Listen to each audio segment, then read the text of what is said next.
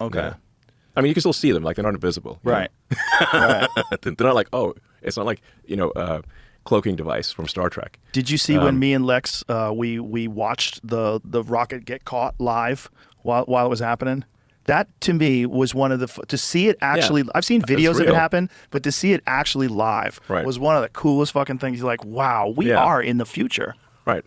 I mean, nobody else can do that. Yeah, it's true. Nobody else can do that. That's fact. Yeah. It's pretty wild.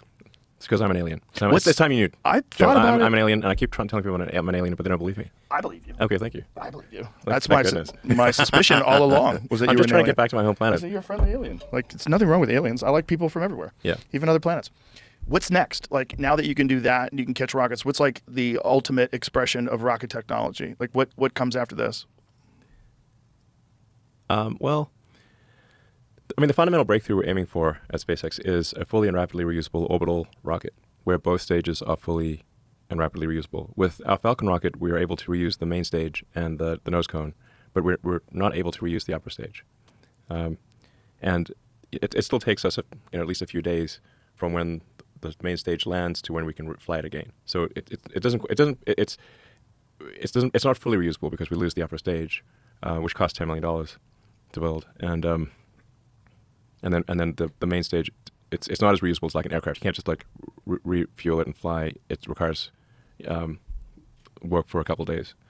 But the Starship design is the first design that is capable of full and rapid reusability, where that is one of the possible outcomes. And once you have full and rapid reusability, the cost of access to space drops by a factor of 100. It's like 100 times cheaper. By some metrics, it's 1,000 times cheaper. And then when you factor in orbital refilling, so you refill on orbit, it can drop the cost per ton to the surface of Mars by a factor of 10,000. Whoa. Yeah. So what has to improve in order to make it reusable?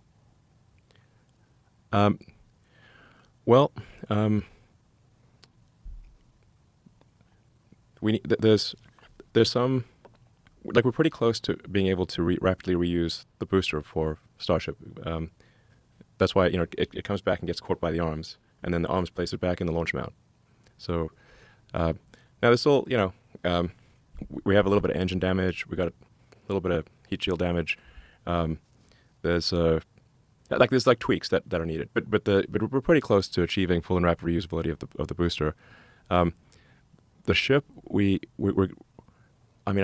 think we'll achieve reusability of the ship this year, and I think we'll achieve rapid reusability of the whole stack, ship and booster, next year.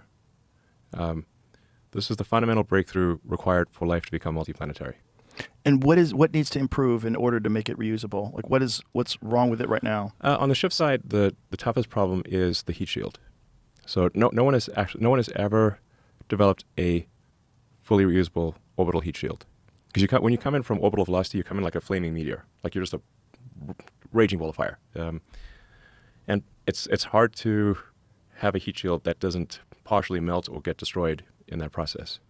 That wasn't a problem we were able to solve with Falcon 9. That's why the upper stage it burns up on reentry. With Starship, the ship portion, you got the booster and you got the ship.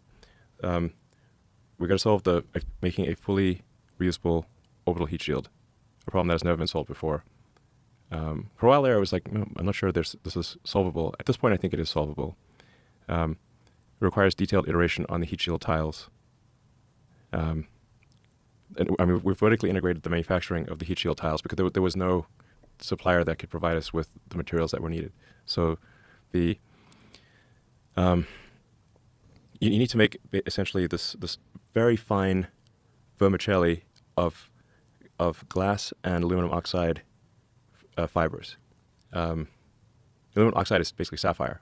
So it's like glass and sapphire, very fine fibers in exactly the right geometry with special coatings in order to have this heat shield tile be reusable, like not melt, but not be so brittle that it gets damaged on ascent or descent. Like it can't be as, it's kind of like almost the brittleness of a coffee cup type of thing. and the rocket's shaking like hell. So you got this thing like you saw it firsthand. Like imagine you're at ground zero of that rocket. Like you feel how much shaking it was when you're like 5 miles away. Imagine if you're right there. So you're shaking these things that are like as brittle as a coffee cup, trying not to have them crack or break, and then not have them melt. You've got several thousand of these things. And if even a few of them break, it's not reusable. So is there innovation that's being done in the materials technology at SpaceX where you're constantly trying to find and tweak a better version of this? Yes. It's a very difficult problem. It's a problem no one has ever solved. So we've got to get the exact right materials combination, the right molecules in the right shape, and then apply that heat shield perfectly to the rocket with no mistakes. There's a reason that no one solved this before. It's a very difficult problem. So, and like I said, we've had to vertically integrate the entire manufacturing of the tile from basic raw materials to a finished tile. Build the entire supply chain from basic raw materials. So you're just inputting silicon and aluminum oxides